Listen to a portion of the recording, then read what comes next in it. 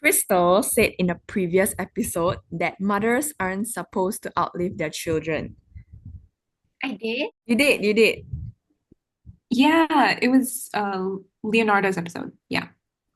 Oh, Nolinai. Except you used that phrase to describe a killer and alleged killer, my bad. But I'm going to have to borrow that phrase today because it is especially adept at describing the state of the victims in this case. This is a pretty recent case and a pretty heavy one too. So for a change, we actually know things about this case, like details and evidence. But one thing remains a mystery in this till this day, which is motive. And if there is one question that several people asked during the initial deaths, during allegations and accusations, during the investigation and trial, one that people still ask today, it's why? Why? Why? Why? Why? Why? My thoughts exactly. No, I mean, what I mean to say is, why don't you just cut to the chase and tell us what today's case is about? Oh, okay. All right, okay. So mothers aren't supposed to outlive their children, correct? But the harsh reality is that several mothers end up outliving their children anyway. So, not just mothers, I can't even begin to imagine the pain of a parent that mourns the loss of their child. And I can't even begin to imagine the anxiety of a parent in a hospital waiting room. Do you ever think about the fact that every hospital is a massive graveyard? Sure, people aren't really buried there, but they do die. And sometimes young people die, sometimes children, and sometimes infants. Yeah, they die. And their parents have the misfortune of having to outlive them in these cases. But Susan and John Letby wouldn't have that misfortune in January of 1990. So the hospital staff would save their baby girl's life, and their baby girl would go on to be known as one of the most prolific serial killers in modern times. So hi, I'm Alicia. I'm Crystal. And I'm Asmita. And together we are Ace Entertainment. Welcome back to our podcast, Cut to the Chase, where we talk about true crime, unsolved mysteries, and generally all things strange and disturbing. Today's episode features several descriptions of infanticide. Some may be graphic than others, so listener discretion is advised. As you guys can probably tell by now, for today's episode, we will be talking about Lucy Letby.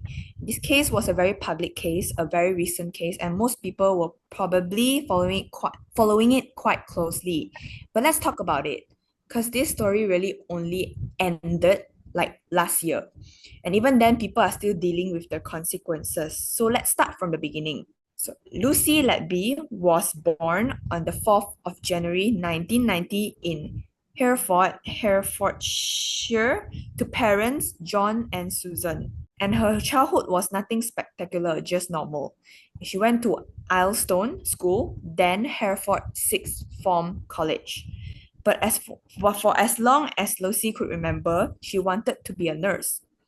And her parents often told her about how she was a fragile child and how as an infant the nurses in the hospital had saved her life. And so that's why she wanted to become a nurse, so she could in a sense like pay that same kindness forward and I guess save more babies.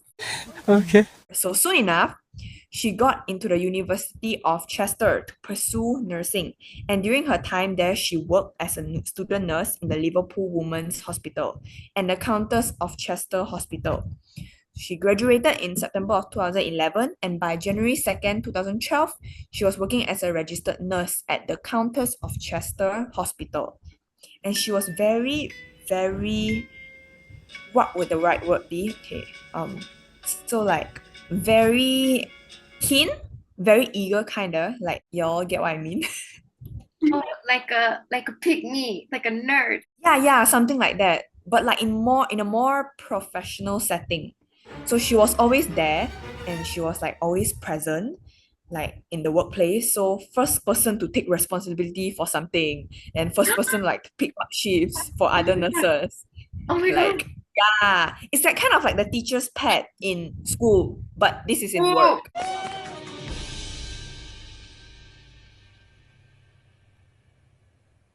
Wait a damn minute. Wait a damn. Oh my god. Do you remember? Do you remember? Mm. Yeah. So she actually seemed to genuinely enjoy coming into work every day and like always on top of everything, you know. So which at the first glance it may seem like a good thing, like oh great worker. Because she seemed like she really is a diligent nurse, right? But she was also like kind of overbearing. Is that the right word? So like her colleagues would say that she's could be very intense. So like she likes to like observe and watch over other people, almost as if to like check if they were doing their work like accordingly. So if even for a split second someone appeared to struggle with something, she would like spawn over their shoulder and like, oh, do you need help? I could do it for you. Or you're like, say like you're doing something, or like say like you're doing something and then like looking over a patient's chart, right? And you're taking your time because you just want to be thorough. You just want to look over like the details. So it's flip through like every page in this chart and really take everything in. And within the 2 minutes it takes you to do that, Lucy would like suddenly spawn and like beside you and be like and ask you like 6 times probably and say like, are you done? Are you finished with that? Can I take a look now? And I'm not finished. Let's get started. We'll grab First the off, you. toaster. Oh my God! Can you let me do what I need to? Yeah. Brother, I'm getting I can't.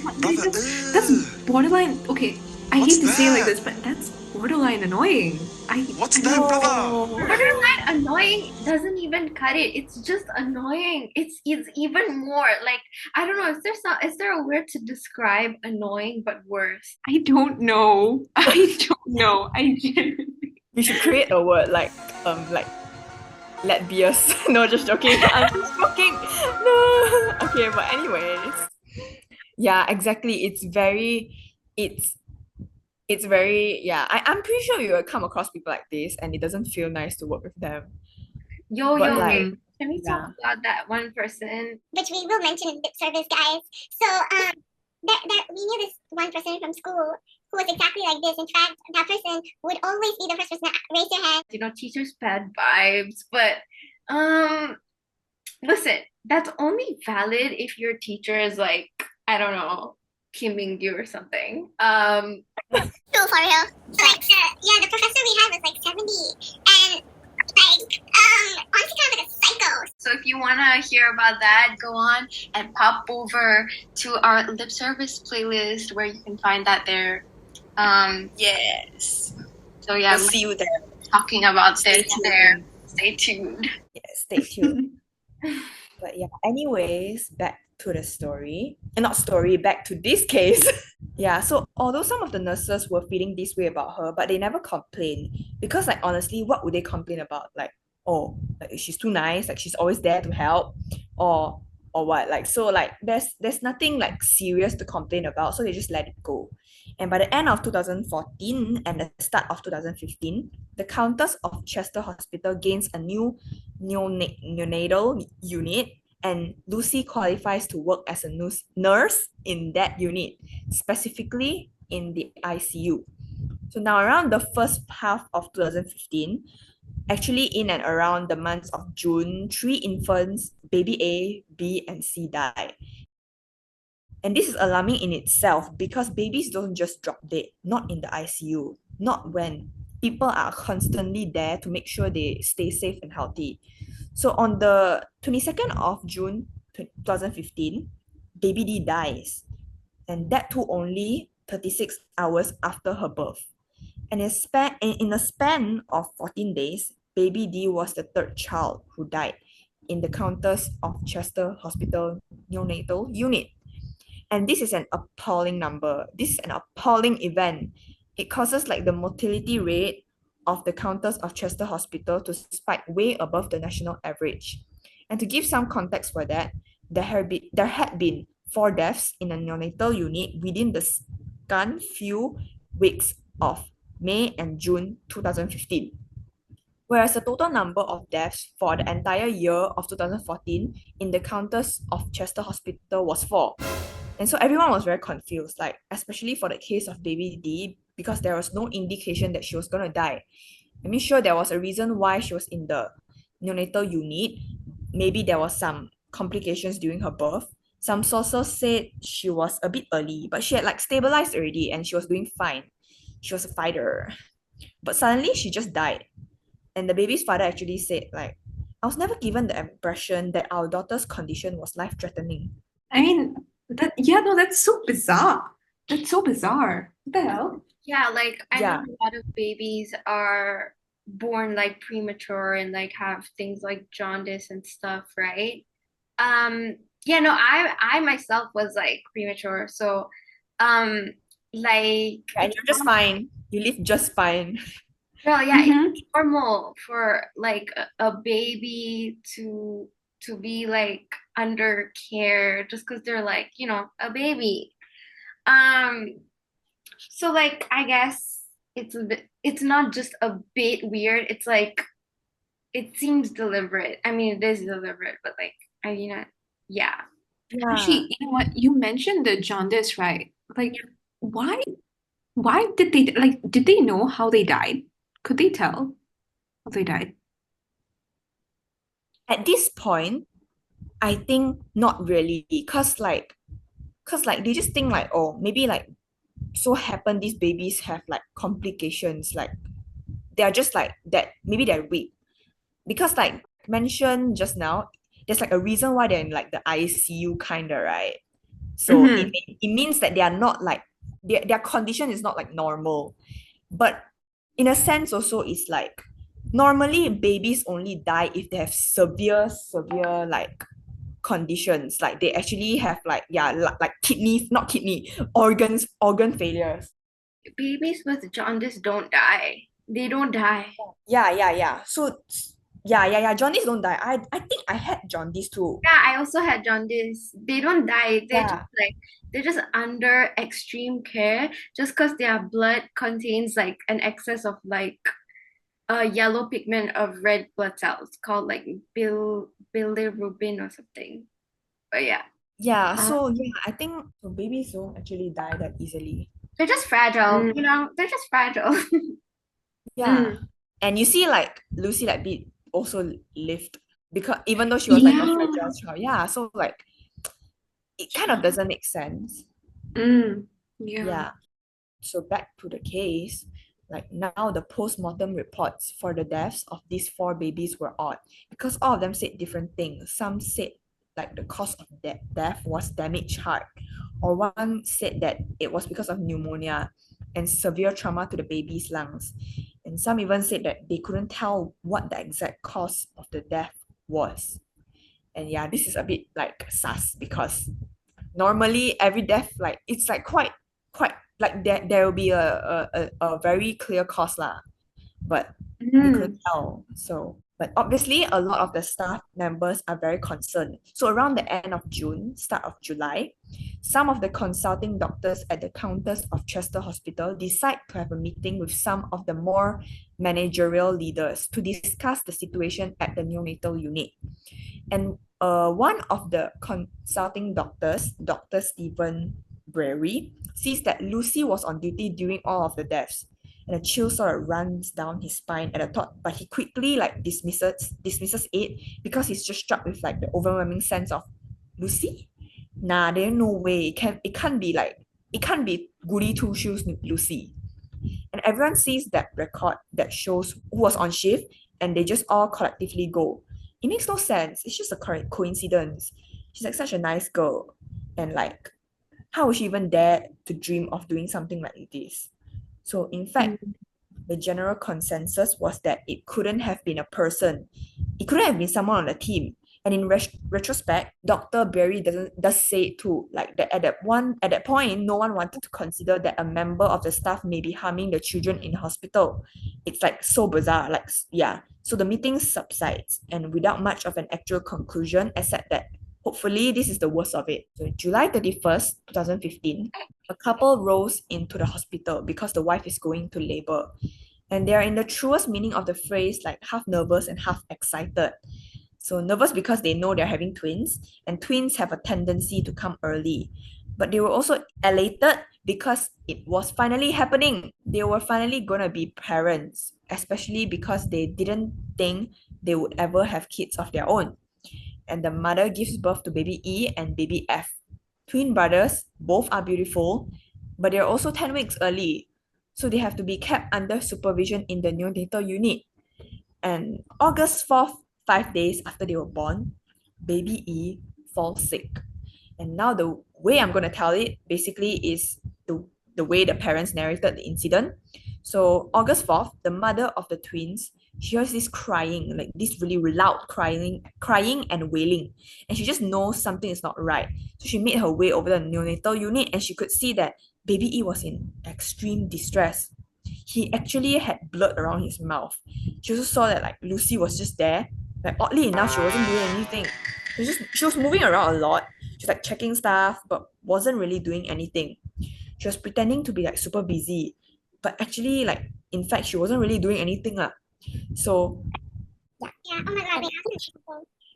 No. I'm sorry. You know what? You go first. You go first. You go first. Yeah. No, you can go first. Mine's pretty long. A few moments later. Oh, okay. I was gonna say that like this is reminding me of like, when you play Among Us and you're the imposter and you have to like pretend to do tasks so that no one catches you. This is what it's giving.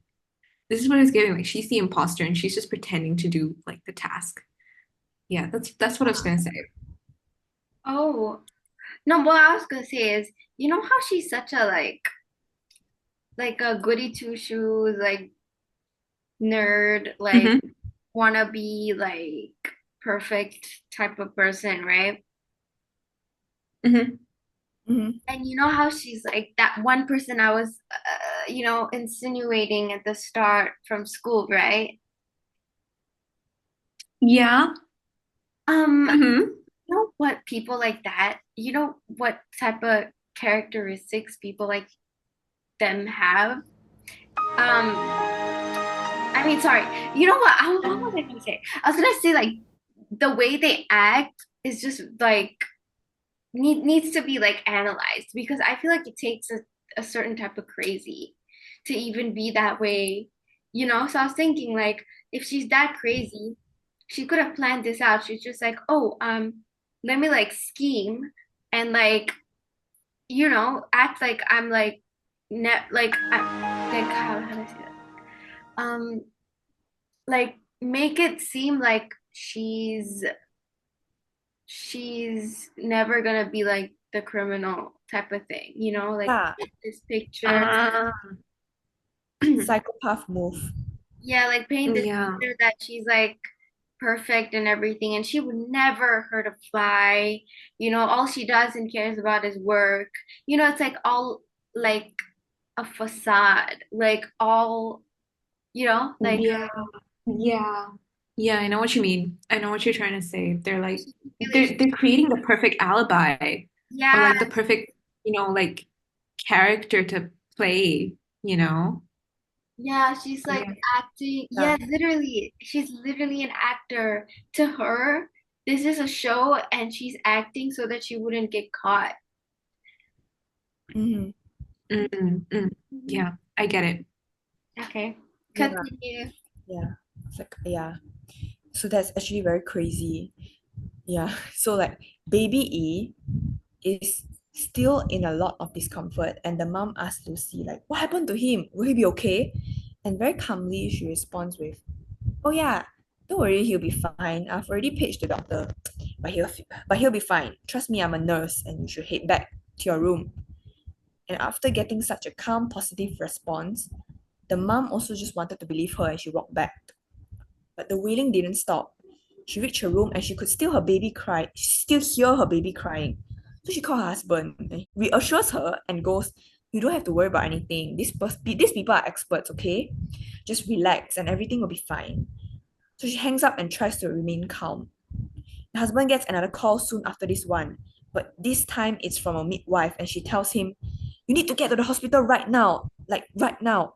So he's like, what happened? What happened?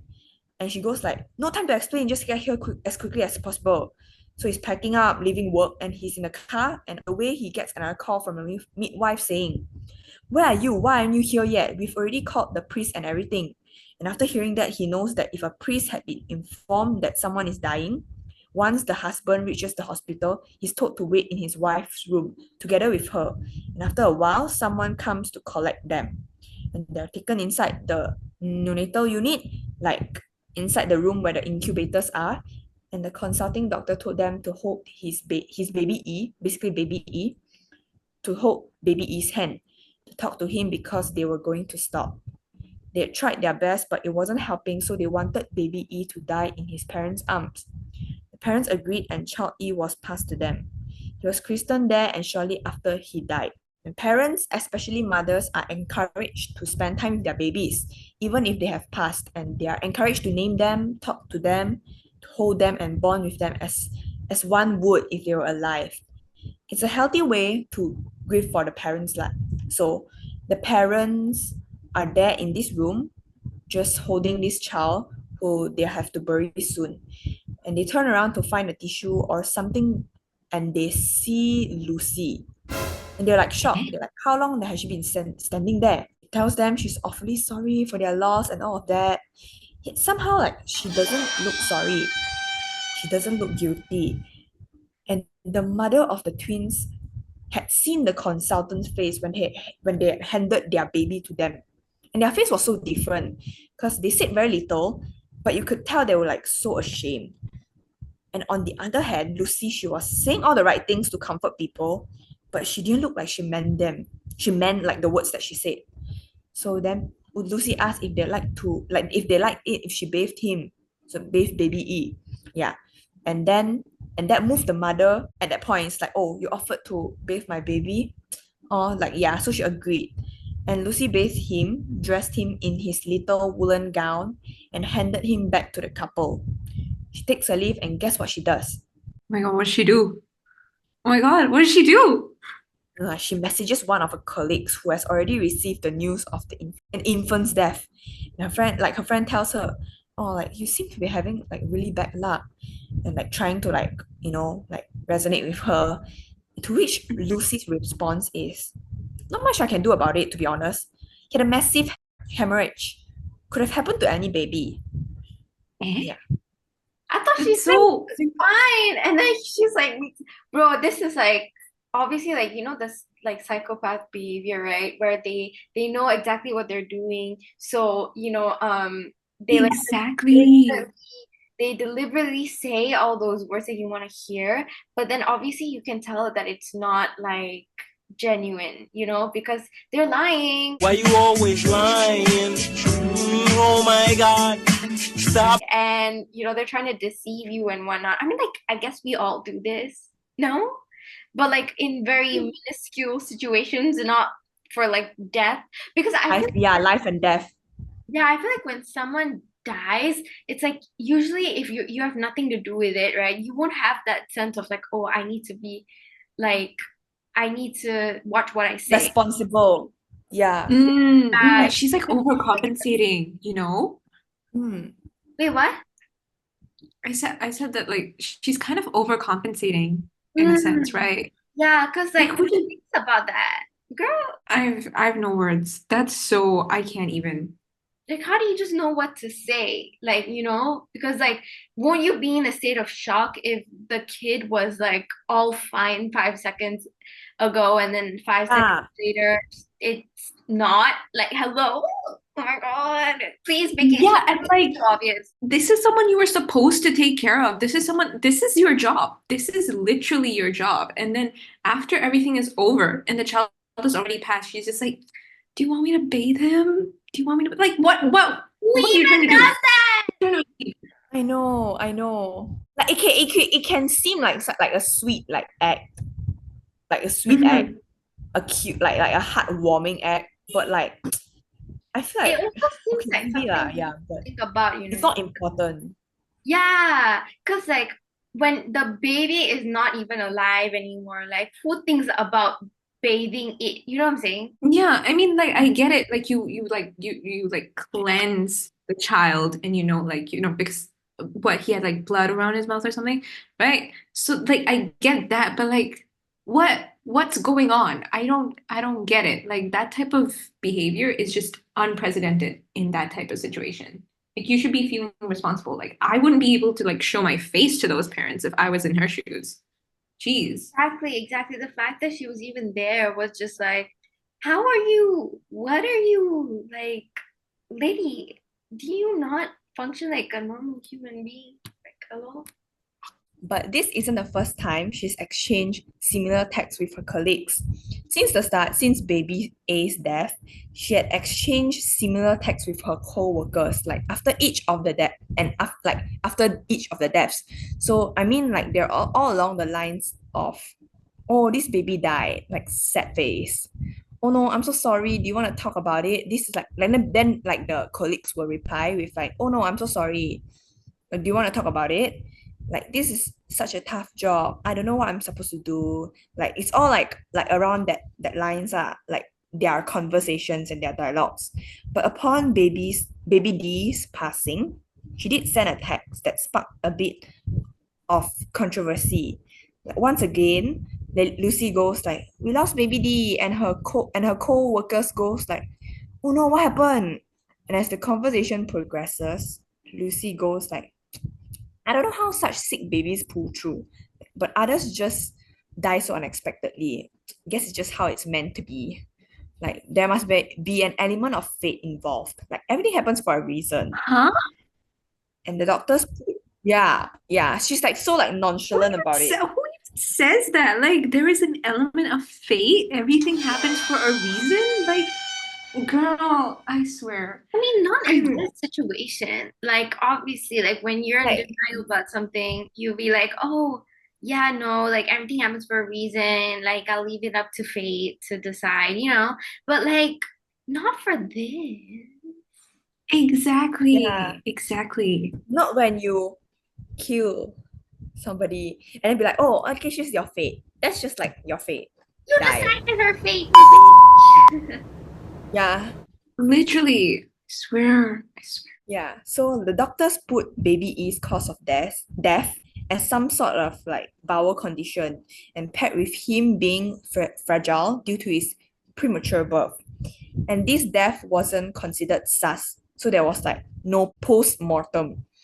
On August 5th, less than 24 hours after child E's death, child F's blood sugar levels get really, really low.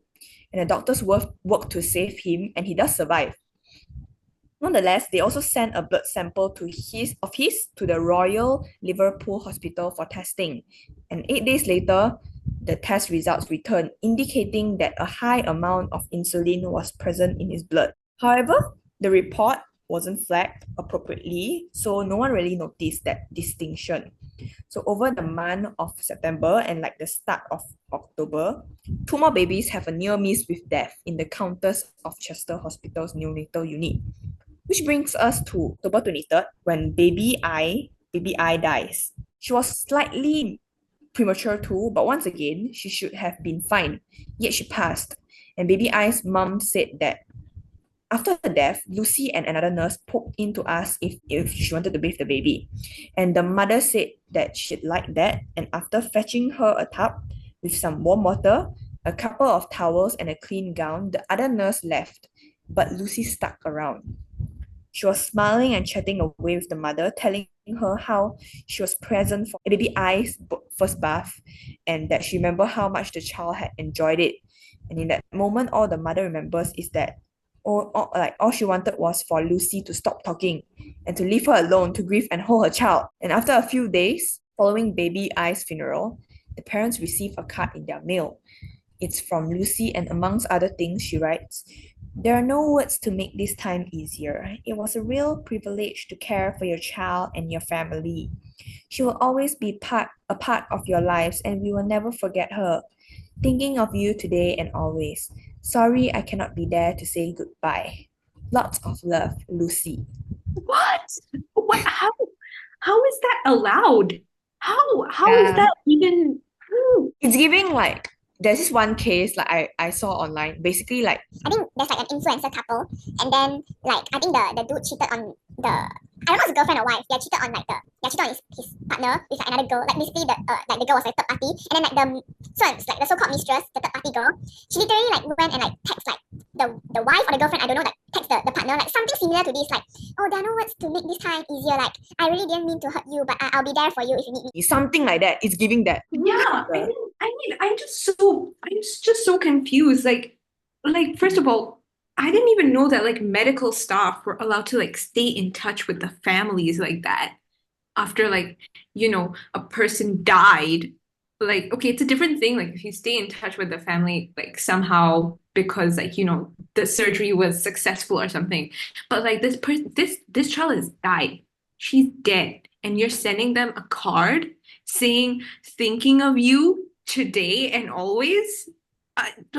Big stalker, guys. What the heck? Literally, oh my God, you're right. Following this string of strange events, some of the consulting doctors like raised a few concerns again in an email. But again, they're brushed off, despite there being records that show clearly the only link between the deaths is Lucy's presence. And over the next few months, babies J and K almost collapsed as well. So let's move on to February 2016, because this is when something major happens. Wait, So another, yeah. I'm sorry. If you continue, like, do you know why the like? No, sorry. Do you know if there's like a similarity or like any like thing that resonates within like the deaths of all those babies? Like, is there anything that links them to each other? Like, like a MO, like. It's like the only clear link is Lucy's presence. Yeah, but like Yeah. there isn't a way where like she kills them in a similar manner, is it? Or is it like she doesn't do that? No, she doesn't do that. She doesn't. Yeah, later I'll cover. Basically, some of the babies die like maybe let's just say she inject like something. Some of the baby die because like she like handle them very roughly. Like especially some fragile babies, you cannot like you need to treat them with care. But maybe sometimes she just like maybe shove like a tube into their throats or something, and then they like then they just like suffer. They suffocate and stuff. So like I think in every case, in every babies, she uses like different ways. Yeah. And because she's a Different nurse, MOs. yeah, she's a nurse, she knows like What would raise suspicion? yeah, what will raise suspicion and also like what will How to actually poison a baby. subtly What? like Huh? murder them? How to like subtly murder them? Yeah. So like Is it? yeah, some can be just like oh like she also maybe like disconnect the life support sometimes like make it like more like loose or something. Not life support, it's the tube that connects to like maybe like the air, like oxygen. Ah, Okay. Okay, I get it. yeah, Thank but you. no, yeah, but no specific MO. Yeah, Okay, I thought okay. Because usually serial killers have like an MO, right? So I thought maybe. yeah. So like Yeah. on February 2016, like another one of the consulting doctors named Dr. Ravi Jayaram walks towards the wing of the hospital that hosts the neonatal unit. And for a split second, he feels like he can hear someone coding. But just as he hears it, it stops. He figures like someone must have accidentally brushed past the button or something. But when he finally enters the ward, he finds himself pretty much alone, with the exception of Lucy inside the neonatal unit. And she's not really doing anything, she's just standing there above one of these cots, looking at this baby who seems to be in a lot of discomfort. So he steps inside the room and asks Lucy, what's going on? Why are you just standing there? Lucy just replies kind of dazed and confused, like, I don't know what happened, he just started deteriorating. And obviously now that Dr. Jerem was there, he helped and resuscitate the child and save his life. Some sources say that Dr. Jerem had actually found that this child's breathing tube had become dislodged. Yeah, like just now I said. So, which is why the baby was having trouble breathing. Sure, there are other cases where tubes become dislodged, but that's usually the case with bigger babies who have regained their strength to wiggle about in such a manner. So, like, yeah, accidentally dislodged the tubes. But this child was too frail to accomplish something like that. which is why he suspected that this tube becoming dislodged could only have happened externally by someone else. He shares his story with some of the other doctors, and they all agreed that at this point something was quite wrong. In a later interview, Dr. Berry would go on to say that the babies were not responding to resuscitation like the doctors would expect them to. Because usually you get back a heart rate and the breathing would get better, but that didn't happen in these cases, which was unusual. So between the months of February and June, 3 more babies almost die in the Countess of Chester Hospital's neonatal unit. Now, on April 9th, specifically, an episode occurs with twins L and M. Baby L has an episode in which his blood sugar nosedives to an alarming low level. Around the same time, his twin brother M codes and requires resuscitation. Luckily, both twins make it out alive, and another blood sample from L is sent to the Royal Liverpool Hospital to be tested. On April 16, the test returns, and once again, it indicates a high level of insulin. A couple of days before this, Lucy texts her friends, complaining about how understaffed the neonatal unit is, and she goes like, "Oh, I have to pick up some extra shifts at the hospital because of the budget cuts and like how small our team is." And she speaks particularly about picking up a shift on the day that twins L and M's health declines. Oh my gosh, like at this point where we're at L and M, like are we gonna go to Z? Like what's happening? Yeah, this is, and like the insulin again, and Lucy being like, okay, I know you said that there wasn't any specific MO, but like this is a pattern. This is still a pattern. How are they not seeing that? Yeah. So at this point, it's like so obvious already. Mhm. But I guess they are scared to like simply accuse someone, and also like they don't have evidence, I guess. Mm. All right. I mean, like it's only speculation, right? So they can't just like go out there and be like, "It's Lucy, guys!" Like, oh my God. Yeah. This also brings us to like June 2016, which was a very eventful month for the neonatal unit in the Countess of Chester Hospital, because towards the end of the month, the hospital receives triplet baby boys. Yay! Wow. Yay! On the 23rd of June, baby O dies, followed by baby P, who passes only a day after his brother does. And this rapid escalation, it's like shocking, right? So this rapid escalation, it prompts like a meeting to be held. It's like very obvious, like it shouldn't just be overlooked anymore. All staff that cater to the neonatal unit are told to be present so that they can discuss like what is going on. And Dr. Berry and Lucy are sitting next to each other in this meeting. And as it is concluded, Dr. Berry turns to Lucy and says, "You must be so tired after these 2 days. I hope you have a restful weekend." To his surprise, she told him that she'll be back to work the very next day. And in his words, that struck him as something quite incredible, because like the other staff were also traumatized, which you should be traumatized. Like they were traumatized by the recent events, but she seemed pretty happy to come into work on a Saturday.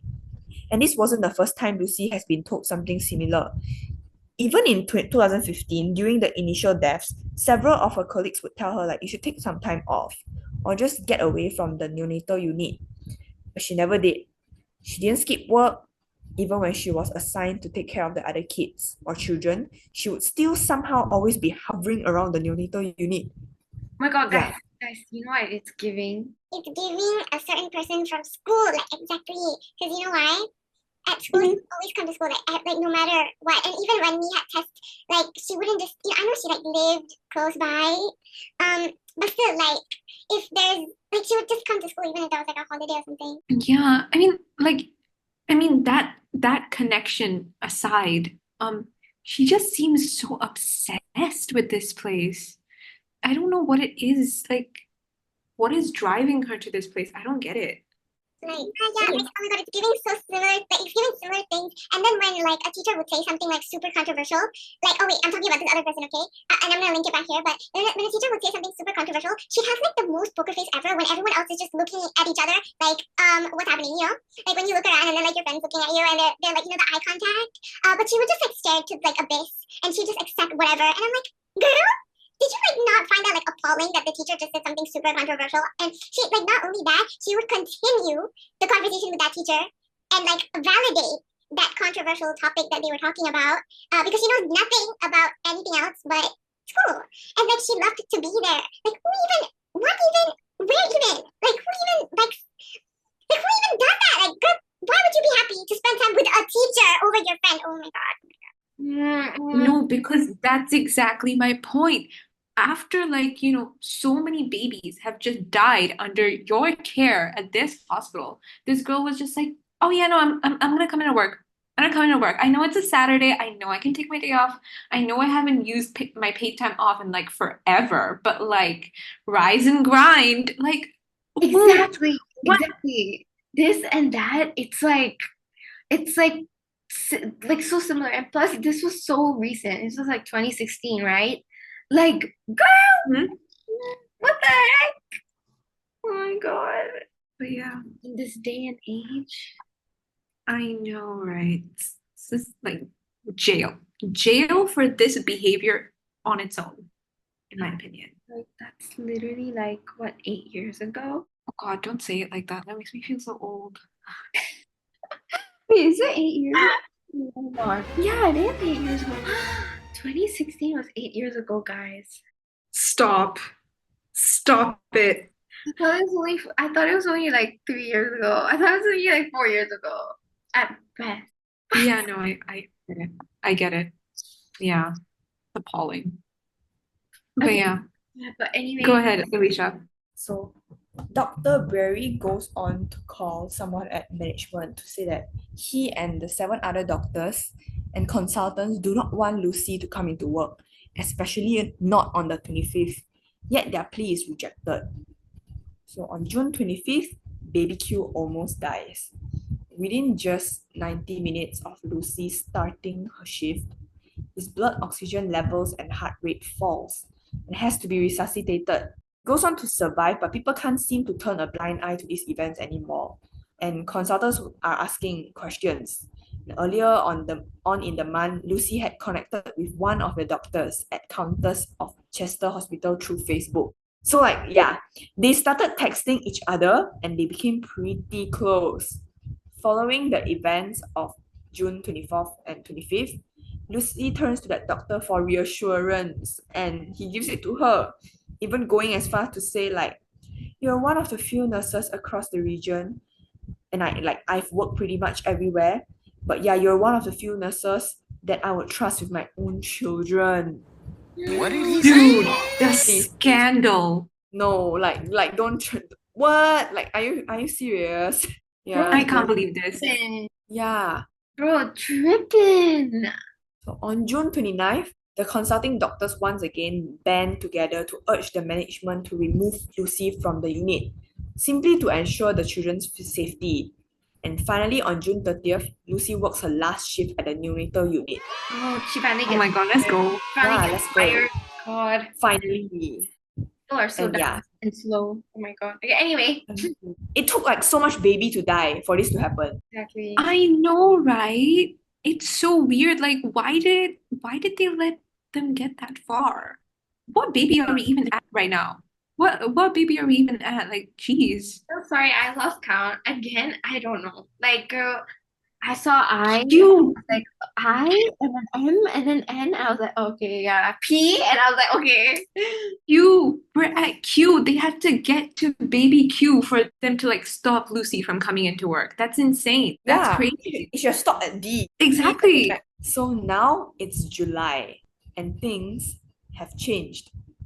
So following Lucy's removal from the unit, the unusual collapses stopped quite promptly. However, there's still yet to be an investigation.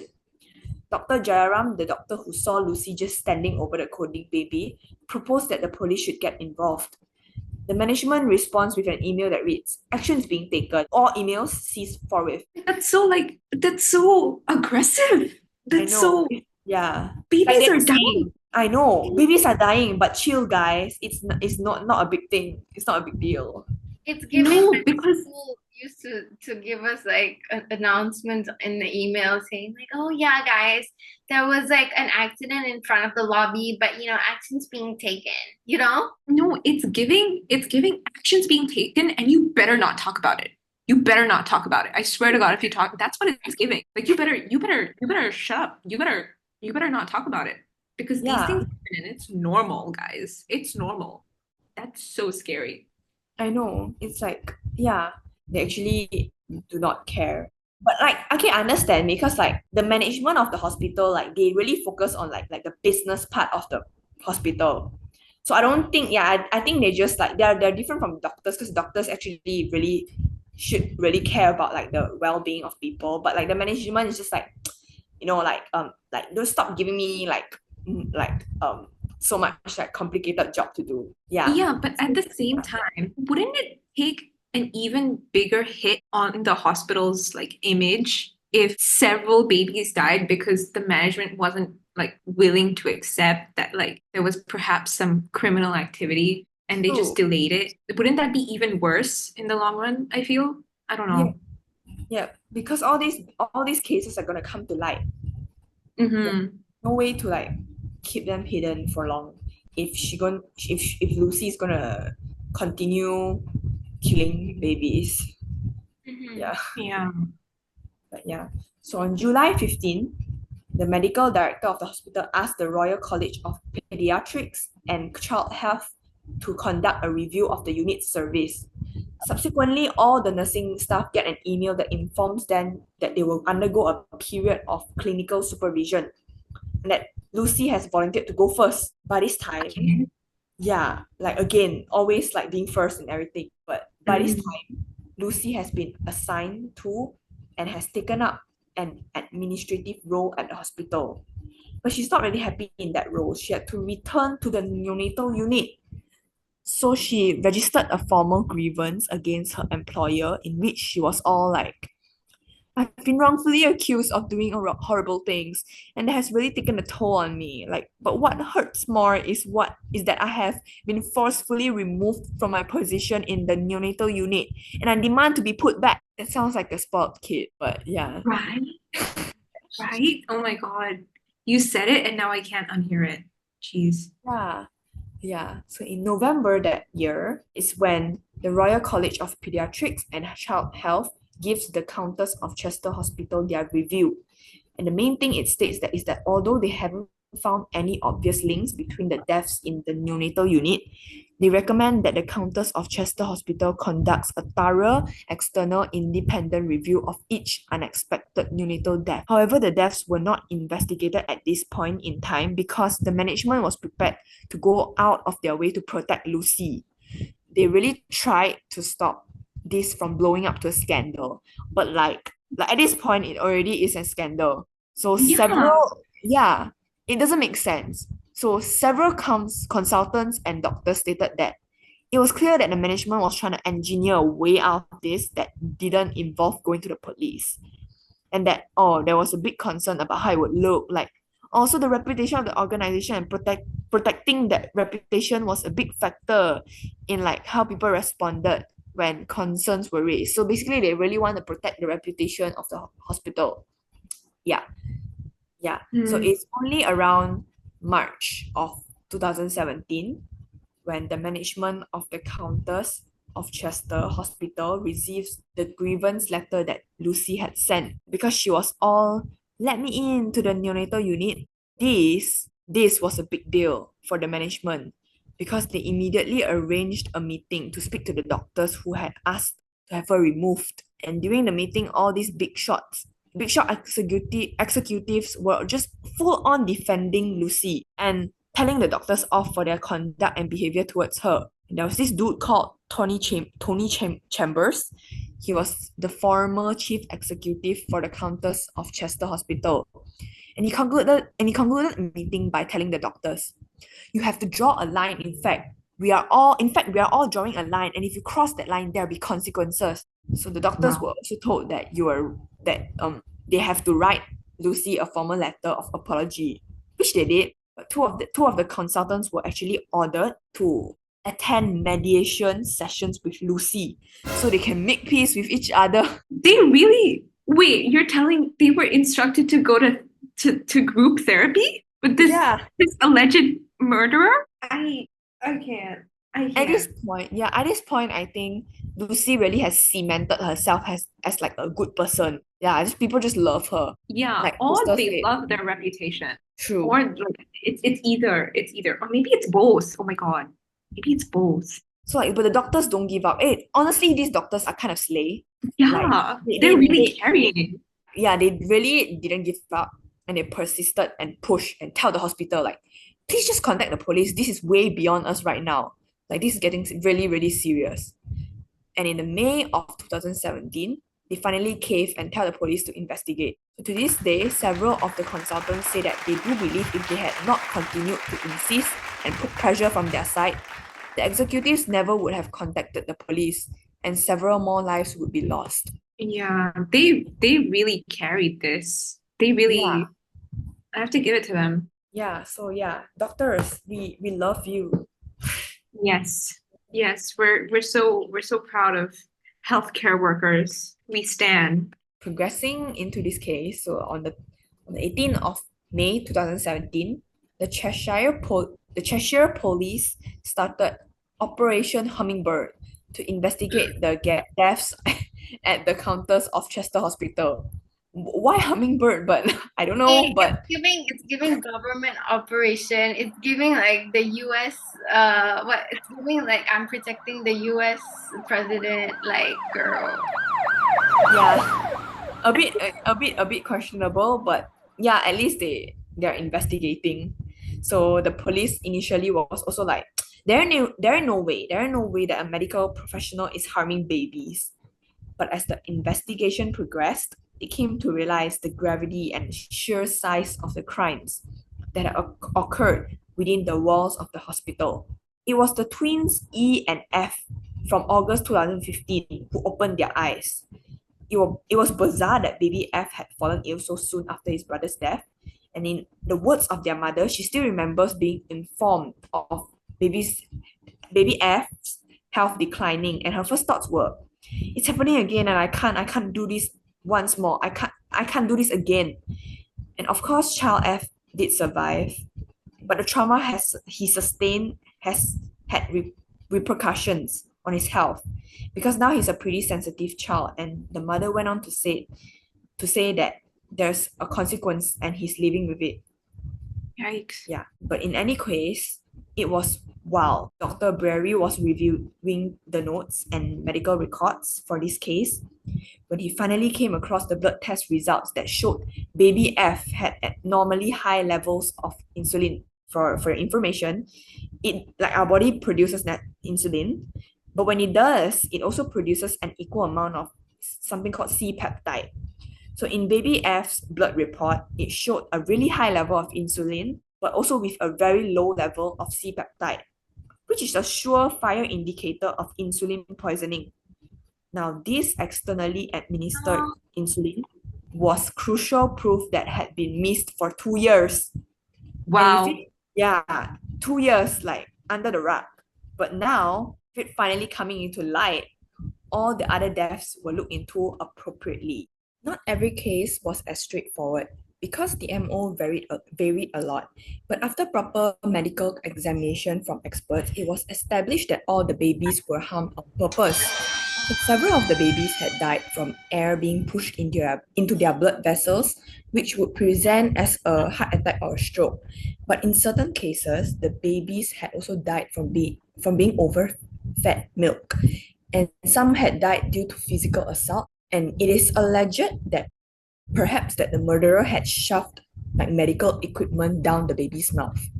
So during the investigation, the prosecution was steadily building a case against Lucy, and one of the key pieces of evidence against her was a document that showed which nurses were on shift at the hospital, which babies collapsed or died.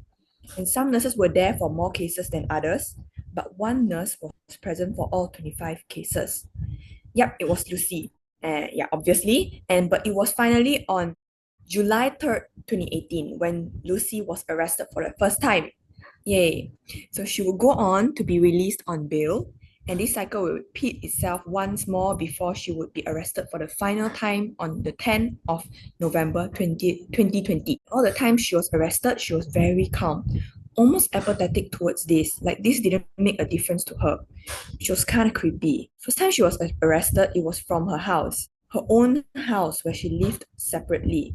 The cops use this opportunity to search her house, and they figure out that she's a bit of a hoarder, amongst other things. We will delve into her room a bit later, because before that, I want to tell y'all that apparently some sources claim that she had a nursery. An almost 30-year-old single woman had a nursery in her house, and it had toys and a crib and a giraffe wallpaper. It was weird considering that in several events she had told several people that she was perfectly content being single, and she had never once spoken about family planning. So why? It was odd. But but let's go back to her room. So yeah, she was a hoarder, and she had several pictures, and she was an avid journaler. So she kept a diary with like very detailed entries. And in her diary's calendar, she'll mark down the dates on which children died with their initials. So she had Wow. notes. Yeah. Scary, creepy. And she had like notes, like these little sticky notes on which she would rant, and most of it is illegible, but she did write some pretty weird things on these notes. She would have written like, I don't want to do this anymore. I haven't done anything wrong. Help me. But on the very same piece of paper, she would write, I'm sorry you couldn't have a chance at life. I'm evil. I did this. I killed them. Oh my God. Oh my god. Oh my gosh, she's fighting her Oh. demons, guys. And she also like had notes. She had notes a lot of stuff. It's like, yeah. It's like she's exposing herself at this point. Yeah, and then juicy part is that she also had notes about a specific doctor. The same one with whom she had connected on Facebook. And he was like one of the doctor on her side at the Countess of Chester Hospital. So on this page, she had just written his name over and over again with heart. Oh my God. Girl is in love. I mean, don't we all, you know? Like Yeah. Like maybe at the end of the day, she's also like a lover girl with like psychopathic tendencies. What god. Oh no, it's like the only normal side of her at the same time. Yeah. Yeah. So she also wrote stuff like, my love, my best friend, I loved you. I wanted you to stand by me, but you didn't. I trusted you with everything and loved you. Hello? The scandal. I'm sorry. I hate to bring this to light, but like, didn't the doctor say something along the lines when I would trust you with my own kids? Yes, Hold on. wait, is this the same doctor? I think You so. know, it's Yeah. the same one. It's the same one. What? Wait, hold on. Exactly. What is going on here? What? If anyone's kids, it was most at risk, it would be his. It would be his, okay? Yeah. That's what you're worried about. Yeah. Oh my god. Also, she sounds so cringe right now. Like, oh, gross. I mean, I get it, but who actually goes and writes those type of Listen, things? I'm gonna Piece of paper. insert. I'm gonna insert that clip from Grey's Anatomy where she goes, "Pick me, choose me, Choose me. love me." Love me. So pick me, choose me, love me. Yeah, and like it's like how we just now said that, oh, hold on, that's like something like scandalous going on here, because like you mentioned before, he has kids, right? So he's married. Yeah, he's married. Exactly. And Exactly. yeah, so it can be scandalous because like what is she trying to do? But the pair have denied any sort of affair, but it's still a bit sus. So people still do speculate that they had some sort of like amorous connection. But the most curious thing of all was that she was hoarding medical documents. There was like a pile of them under her bed. And this pile included nursing handover sheets, resuscitation records, blood gas readings, and an awful lot of them were pertaining to the children that were harmed. Wait, is that allowed? Like, are you like allowed to take those things back? No, I don't think so. So that's the thing. Yeah. And she just kept them? I mean, like, after being such an obvious suspect, like, why didn't she just destroy them or something? Exactly. I know. And also I don't really know what is going on through her head. So it's not like she couldn't. She had a paper shredder at home, but apparently the shredder was just like reserved for important things like bills and bank statements. You would go out of your way to shred bills and bank statements, but you would not destroy like evidence. Crime evidence. Yeah, like even if you're most like, even if she wasn't the murderer, even if she hypothetically wasn't the murderer, she just went out of her way to steal medical records and keep them. Makes no sense. Makes no sense. So so she didn't destroy them and it got like exposed, got found. And last but not least, Wait, the police, like if she was even if she wasn't the murderer, if they knew like that some investigation was going on in the hospital, wouldn't you still like return the documents or like come clean or something or like shred them or get rid of them anyway? Exactly. That's what I was trying to say. Like, even if like your most heinous crime was just stealing medical records, then why wouldn't you just like either destroy them or turn them in? Why would you still keep them? it's just very in the blur. Last but not least, the police also inspected her laptop, and Lucy hadn't even tried to cover her footsteps again because because a lot of her browsing history showed that she had been stalking like the parents' socials, especially on the anniversaries of the kids' deaths.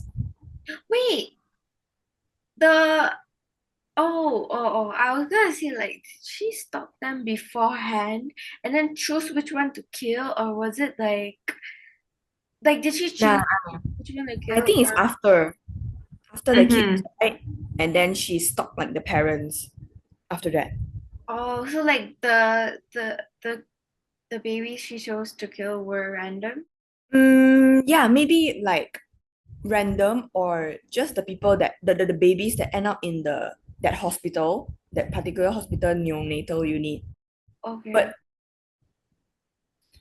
so okay, still at this point, though most of this, if not all of it, was classified as circumstantial evidence because a motive was yet to be established. And nonetheless, Lucy goes to trial at Manchester Crown Court on the 4th of October 2022, and she's accused of murdering 7 children and attempting to murder 10 more. Lucy pleads not guilty, but it's not just her. Several people support her, and they continue to support her to this day. For example, her parents. And there was one instance where I think where Susan was so overwhelmed, she just went, "No, this can't be right. My daughter is innocent. I killed them. It was all me." Bro, Susan, I appreciate your effort, but lady, that's not how it works. You'd have to be there Yeah. for them. Thank you. Yeah, so her friends from school also still support her. Yeah, because they said like she's the sweetest, most gentle girl they know, and nothing short of Lucy confessing to the murders herself could convince them that she was capable of such horrific violence. This is Yeah. Delulu, bad Delulu. She managed to really like fool everyone. They're like they're just in denial. Yeah, true. Facts. Mm. So either way, on August 18, 2023, the courts found Lucy guilty of murdering 7 babies and attempting to murder 6 infants. She was not found guilty on 2 counts of attempted murder, and the jury was undecided on 6 more attempted murder charges. On August 21st, Lucy was sentenced to life imprisonment with a whole life order. And it basically doesn't get worse than that in the UK. But she wasn't even there. Like Lucy What? didn't attend. Yeah, Lucy didn't even attend her sentence hearing. She just chose to skip it. And along with it, and she also skipped hearing the victim impact statements. Well, that's just convenient, isn't it? Jeez. Yeah. that's just, I don't know what to say at this point. But it's like so obvious that she's the murderer. Like, why are y'all even second guessing this? Like, at the same time, and also like the fact that she doesn't even show up in court just means like she is the freaking murderer, and she knows. Yeah, like that's kind of an admission of guilt. Like you know you're guilty, so you're just like, what difference would it make? So you just don't show up to the sentence. Yeah, Yeah. like she finna know that she was gonna get arrested there and there on the spot, right? So she was just like, at least they can arrest me at home, Yeah. Yeah. So it's like infuriating on like the victim's part because they don't even get to like see the murderer. But I guess she just doesn't care. She's like, never mind. After the trial, she was sent to HMP Low Newton, and as of January this year, she has been incarcerated in HM Prison Bronzefield. Yeah, but there's one question that is yet to be answered. So I mentioned it at the start of the episode, which is why? What was the reason? And why did she do this? Like, what could she have possibly gained from all this carnage? The prosecution supported that this was all just a ploy to gain sympathy from the doctor she allegedly had a crush on. This theory became more plausible because the doctor in question did give evidence, like he did testify in court during the trial. And apparently, the Lucy, who was very, very calm, very chill about the whole ordeal in court, cracked and showed some significant emotion when he was brought to the stand or when she was asked about him. So apparently the only time, or one of the only times, Lucy requested a break was when either he was testifying or she was being asked about the nature of their relationship. So the prosecution also suggested that, or maybe she was just bored. She wanted a little bit of spice in her life. She wanted to play God even. This is definitely psychopathic behavior. Yeah, I mean, say it is true that she just went through all of this to get one person's attention. That's a bit excessive, dude. Yeah, also, like, can I just say, men are like simple creatures, okay? And I know he's married, I know he has kids, but he's like 50%, like, probably just a man, right? So you don't have to spar girl, even if you want him that bad. Like, just saying, oh my god, I'm gonna get canceled. Stop. Who hurt you? I ain't gonna do that. No, I'm just saying, like, I've seen people, cheat on their wives multiple times. True. Yeah. That man ain't have no time to cheat. Doctor with a wife and kids. I mean, there's like a lot of cases. Okay, there's like a bit off topic, but like there are a lot of cases like doctors like have an affair in the hospital because they're like so stressed during the day. Then they have like some things going on with like the hospital staff. And yeah, Lucy's a nurse, so I hate it. Like, I don't know if I'm gonna get cancelled for saying this, but isn't that basically the plot of Grey's Anatomy? Exactly. I mean, that's the truth. Yeah. Please don't come for me, like, fans, please don't come for me. Like, I know it's a great show, and yeah, but like, at the same time, like, that's basically the plot of Grey's Anatomy. Listen, it's great because of this, because it's scandalous, girl. You're so correct for that, though. You're so correct. I haven't watched it properly yet. I only watched those little clips on, like, I don't know, TikTok or something. I think I watched like the first season-ish, and then I sort of like gave up after that. There's so many seasons. Yeah, there's a season that released like this year, like a couple of months ago. Oh my lord, it's still going. Yeah, it's a great show. I watched like 5 seasons, like quite a lot, quite a lot, and it's quite nice. But it's just like it's a show that I would only go back to like not I won't binge watch like the whole, like, that's crazy. the whole like Grey's Anatomy versus like I watch, then maybe quit for a few months and come back again. Oh yeah, I do that also with like some shows. And then I feel like Grey's Anatomy has like 19 seasons. I'm not sure, but I think they have 19 seasons. It's crazy. How am I supposed to finish that? You know? Girl, they released the 20th season this year. Oh my god. I'm telling you, I saw it on my TV because like it got like a little ad of like, you know, episodes releasing weekly. Hi. Relationship in the hospital. Some scandal. So scandalous. Scandalous. Much later. But yeah, anyways, so like okay, back to Lucy Letby. So yeah, certain professors in criminology also suggest maybe she had like a hero complex.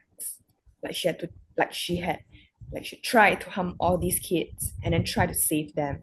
But I don't know, like that doesn't make sense to me. Considering a doctor did walk in on her, like and just watching this baby die. So they even suggest that perhaps she joined the profession so that she would have an access to a number of vulnerable victims so she could kill with ease. And some criminal psychologists think maybe this was a case of Munchausen's by proxy or some variant of the disorder. Yeah, mental disorder. Let's go. So she just harmed the children she was supposed to take care of to gain sympathy, attention from people around her, which is bolstered by the fact that she'd sent out those texts after every murder. So, but what do you guys think? I think that she killed him. I think that she killed him, is what I think. Brittany, were you thinking it? Yeah, well, you said it. The one thing that I can't get over is like the medical records. Because I have watched so many episodes. I can't even say so many episodes. I've watched all of Criminal Minds, okay? It's great. You should watch it. And I can't help but think, but like, if she kept the medical records about like all those kids that she harmed, and if she like wrote down the dates on which they died in her diary, and she like went back to revisit like the parents' socials on the anniversary of their deaths, then like she's kind of like it's kind of like she's revisiting a crime scene, you know? Like I would see that in like Criminal Minds, like that like serial killers, they would often go back to the crime scene to relive the joy of their crimes, you know, to relive the joy of killing. Right. Oh my God. I'm getting flashbacks from when I used to watch Criminal Minds. And also I'm moving to Vegas. If you know, you know. And like the medical records, like they could have been like, you know, trophies or something. Like she just Ooh. like how like serial killers, they like keep trophies so that, you know, once again they can sort of like relive the crime. Oh, yeah, like I heard this. Like also like I know male serial killers do this. They like get belongings of like their victims so they can like remember like remember the moment. Oh God, bye. I don't even. But like after you said the thing about male serial killers doing that, I just realized that like there's this monologue, okay, from one of the episodes of Criminal Minds. Oh my God, I sound like the brain rot is brain rotting. But like there's this monologue that Dr. Spencer Reid, he says in like one of the episodes in like one of the earlier seasons, around season 4 or season 3, I suppose, where they suspect that it could have been a female serial killer. And he goes on to say that like we don't know anything about female serial killers because they like their only objective is the murder. So they never take any trophies. They never like defile the corpses. They never revisit these places because they don't do this for any other form of gratification. They only like kill for the murder, which is why they're really hard to catch. So yeah, and if that is true, I don't know how true that is, but if that is true, then I mean like she kind of breaks through that, Lucy, by keeping all of this evidence on her and by revisiting in a sense. I remember that monologue, by the way. But like I also think at the same time that like in the case of like male serial killers, right? They kill for like not only the thrill, but they also do it because they low-key kind of want to get caught, get famous. Oh. Men are like that. Men are like that. I see what you mean. I see what you mean. And once again, like you're saying that now, and like Alicia said that like maybe this was a case of like Munchausen's by proxy, then I mean like that's basically like, something people go through to gain more attention. So this case did spark further investigation into other deaths that occurred while Lucy was training as a nurse. So, but most of all, I think it gave some of the parents a little bit of closure. And sure, most of them probably blame themselves and they probably won't ever stop. And perhaps for them, why is too small of a question? Because nothing could ever be reason enough to kill a baby.